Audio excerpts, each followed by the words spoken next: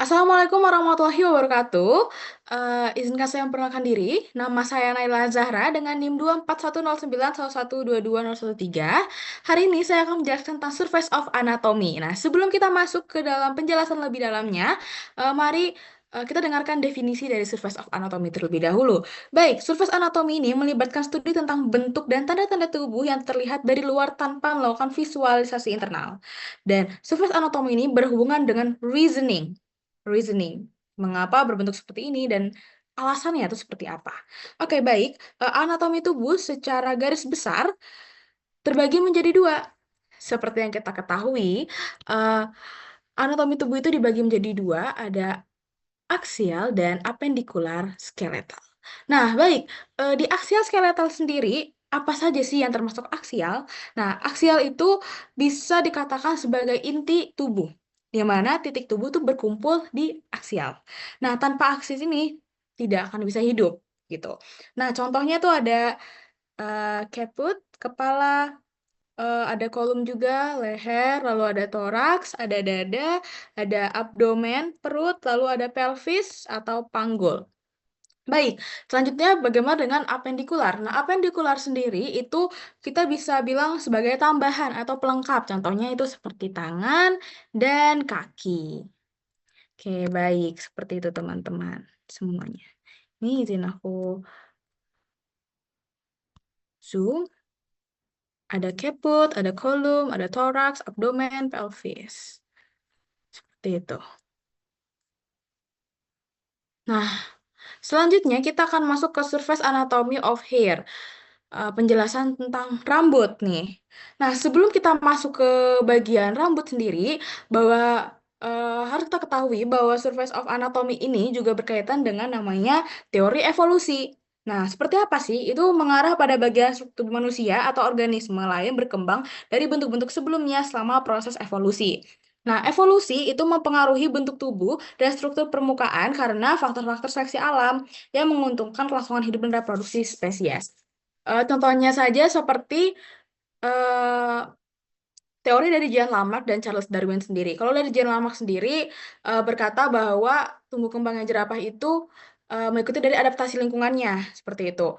Kayak ada yang pendek dan tinggi. Sedangkan dari Charles Darwin sendiri yang dimana banyak peneliti lainnya juga yang menyetujui pendapat dari Charles Darwin yaitu seleksi alam.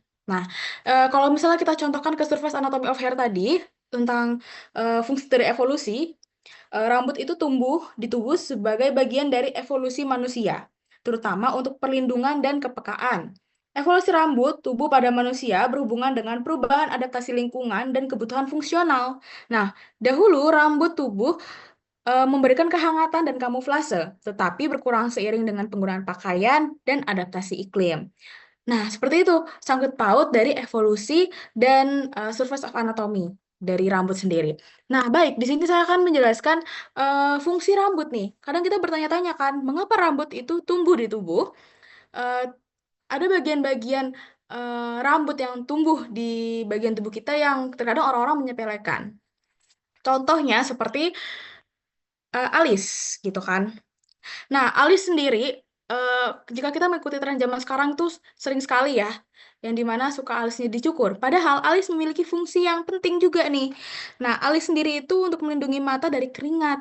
Seperti itu karena jika nih keringat turunkan dari atas dari kepala kita, itu akan stuck di alis. Jadi di alis itu dia bakal meminimalisir lah turunnya keringat tadi. Jadi tidak langsung kena mata.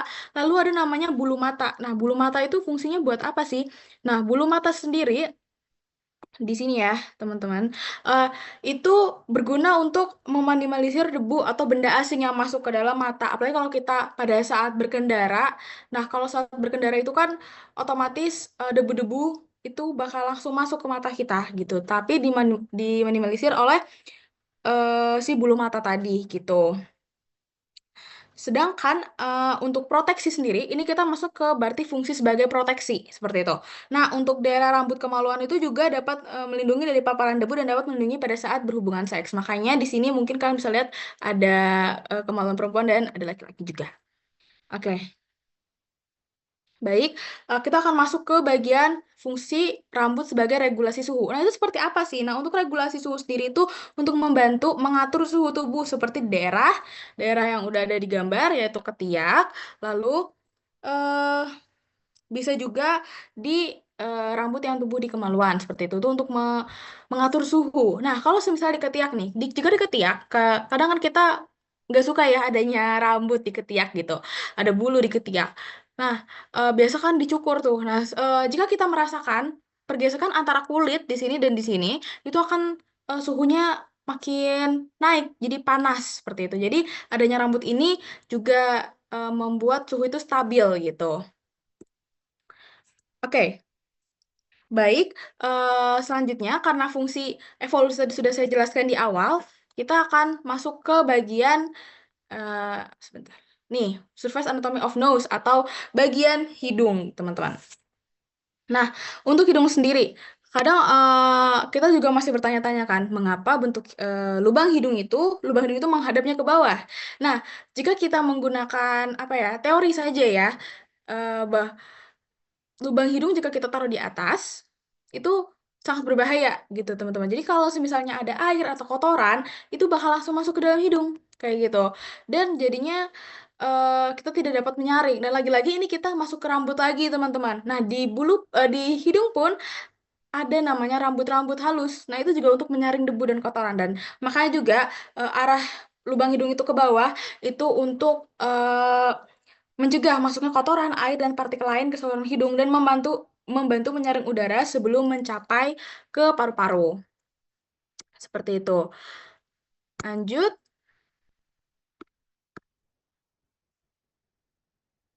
Nah, mungkin juga teman-teman juga kadang bertanya-tanya tuh kenapa bentukan hidung itu dia segitiga gitu kan. Nih, segitiga ya. Nah, itu disebabkan kombinasi tulang hidung di bagian atas dan tulang rawan di bagian bawah. Fungsinya untuk apa? Nah, itu juga tetap ada fungsinya, teman-teman. Itu untuk memberi bentuk dan fleksibilitas. Nah, berfungsi sebagai penopang dasar yang kuat di atas hidung. Jadi, eh, ini lagi-lagi kita kembali ke awal reasoning. Jadi, surface of anatomy ini dia berhubungan dengan reasoning gitu. Oke, baik, lanjut.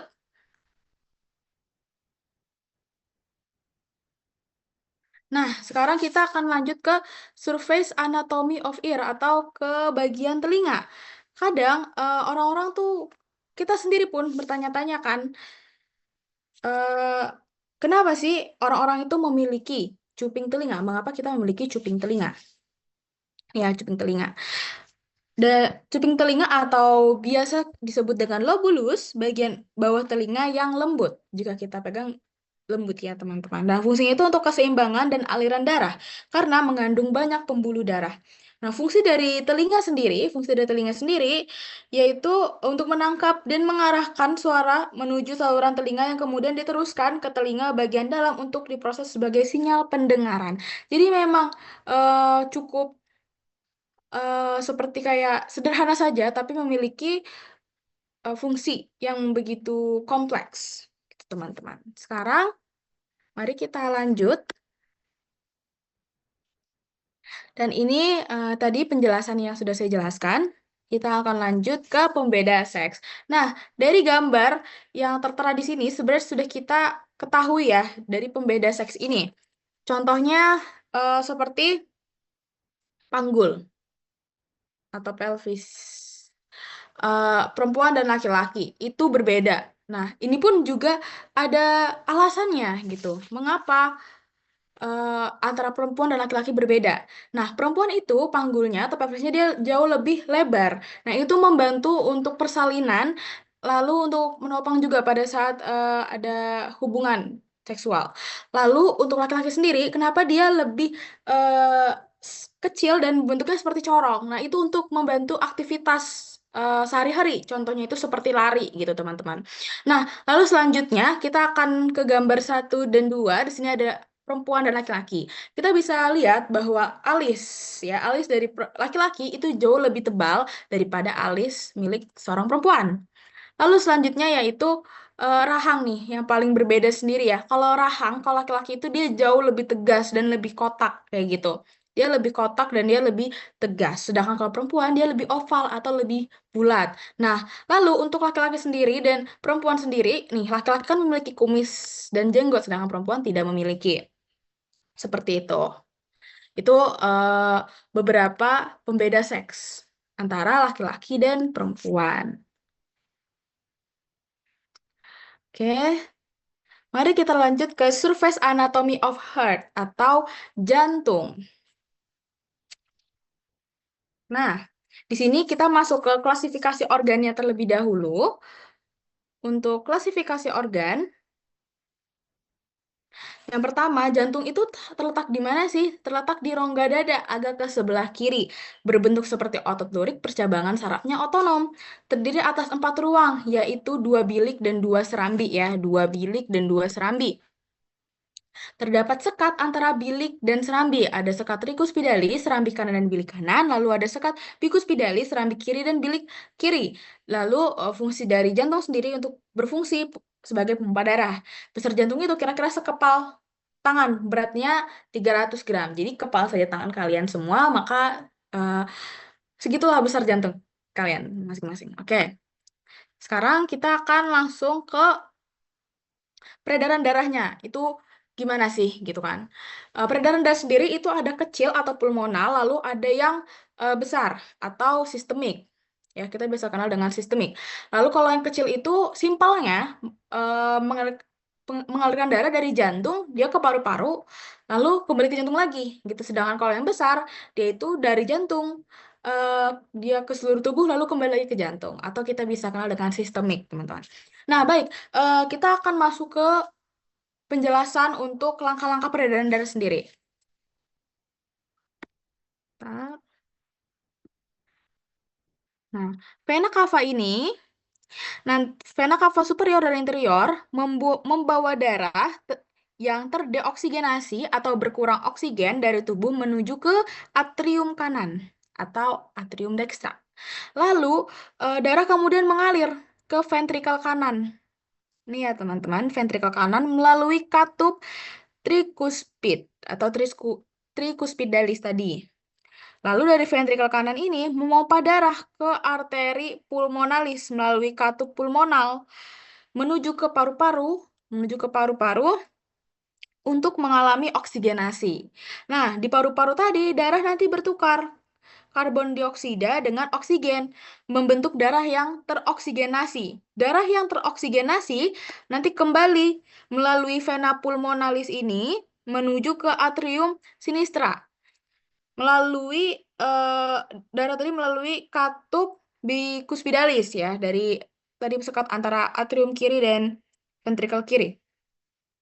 Nah, baik, setelah itu melalui katup tadi menuju ventrikel kiri. Nah, dari ventrikel kiri tadi nanti memompa darah atau menyalurkan darah ya, yang kayak oksigen ke seluruh tubuh melalui aorta ya, melalui aorta nih ke seluruh tubuh.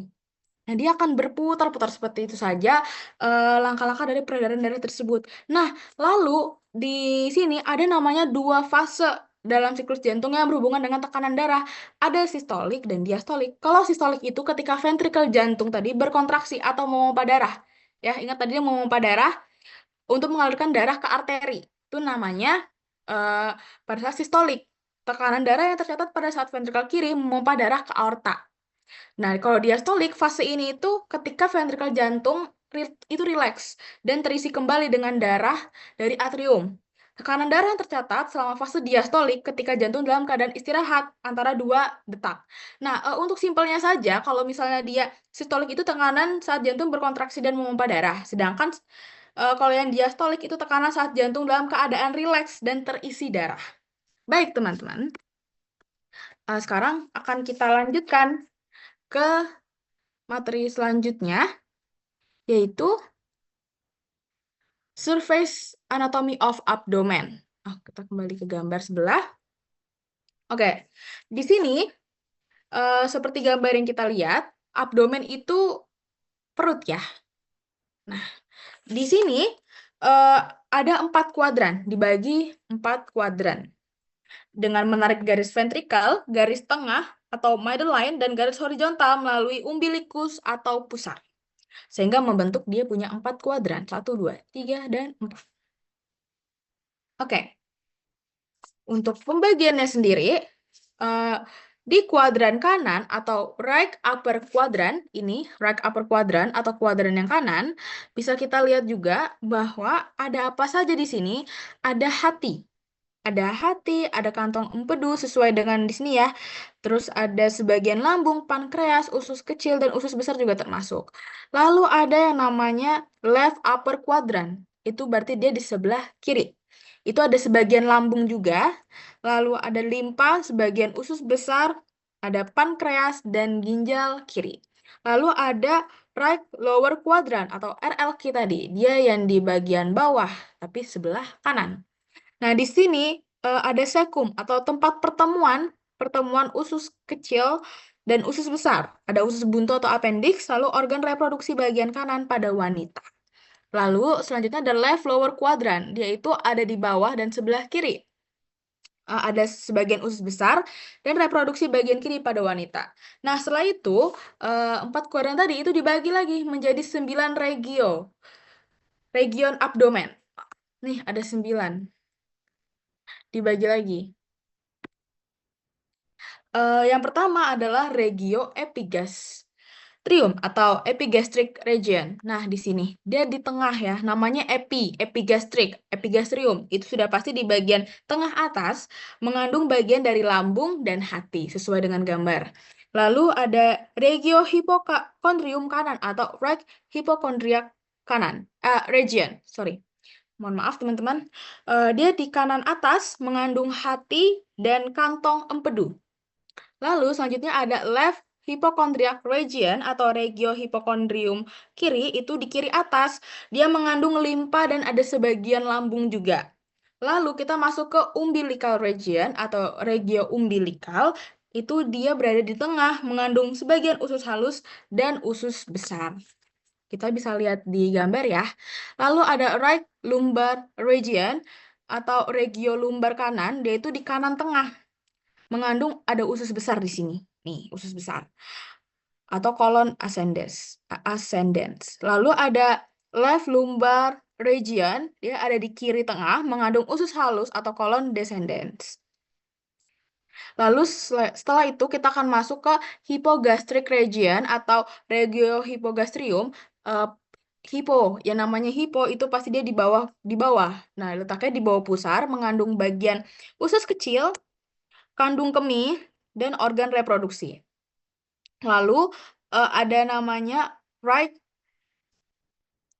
right iliaca iliac region yang dimana dia di kanan bawah mengandung sekum dan appendix.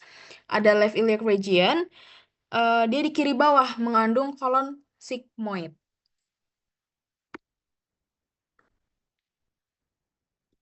Nah, itu tadi surface of anatomy yang dapat saya jelaskan pada presentasi saya di hari ini. Dan ini ada penjelasan yang sudah saya jelaskan tadi. Eh, Sekian dari saya. Sekiranya ada salah kata dan perbuatan saya pada saat presentasi saya kurang sempurna, saya memohon maaf dan saya memohon izin untuk mengundurkan diri. Sekian presentasi dari saya. Terima kasih banyak. Wassalamualaikum warahmatullahi wabarakatuh.